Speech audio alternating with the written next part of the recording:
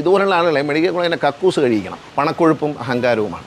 ഇനി ഇത്തരം പരിപാടികളുമായിട്ട് റീച്ച് കൂട്ടാൻ വരാത്ത വിധത്തിൽ ഉള്ള പരിപാടികൾ ആരംഭിക്കും. ഭ്രാന്തന്മാര് സമനില തെറ്റി കാണിക്കുന്ന വേലകൾക്ക് റീച്ച് ഉണ്ടായി കൊടുക്കരുത്.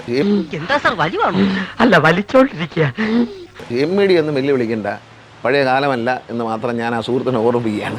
അതെ, കാലമൊക്കെ മാറിയിരിക്കണം നമ്പീശ. കലികാലം ഇപ്പോ MED വിളിച്ച് ഉപദേശിച്ച് വിടുമ്പോഴും പുറത്തു വന്നിട്ട് എൻ്റെ റീച്ച് കൂടി 10,000 കൂടി. ഇത്തരം ആന്റി സോഷ്യൽസിനെ എന്നെ കഷ്ടല്ലേ, കോമൺ സെൻസ് ഇല്ലാത്തതിന്റെ കുഴപ്പേ. എന്ത് ഗോഷ്ഠിയും കാണിച്ച ആളുകളെ ആകർഷിക്കുന്നത് ഒരു അന്തസ്സിന് ചേർന്നല്ല.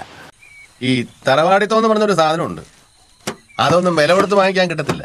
അദ്ദേഹത്തിൻ്റെ സംസ്കാരത്തിൻ്റെ ഭാഗമായിരിക്കാം, പക്ഷേ ആ സംസ്കാരമൊക്കെ കയ്യിൽ വെച്ചിരുന്നാൽ മതി. സാറേ, ഒരു കലാകാരൻ ഇങ്ങനെ നിന്ദിക്കരുത് എന്ന് വെച്ച് നമുക്ക് നമ്മുടെ തൊഴിൽ നിർത്താൻ പറ്റണോ? ഇതിന് മുമ്പുള്ള എല്ലാ യൂട്യൂബുകളും പരിശോധിക്കും. വാഹനവുമായി ബന്ധപ്പെട്ട എന്തെങ്കിലും വിലത്തരമുണ്ടെങ്കിൽ എല്ലാത്തിനും നടപടിയെടുക്കും. ഇത്രയും വലിയ ഗതികെട്ടവൻ ഈ ലോകത്ത് വേറെ ആരെങ്കിലും ഉണ്ടാവും എൻ്റെ കർത്താവേ. ബഹുമാനോട് ഹൈക്കോടതി പറഞ്ഞ പോലെ കർശനമായ നടപടി എടുത്തിട്ടേ അറിയിക്കുള്ളൂ. അല്ല, ഉപദേശിച്ച് വിടുന്നത് പ്രായമുണ്ട്. വേറെ വഴിയൊന്നുമില്ലല്ലോ.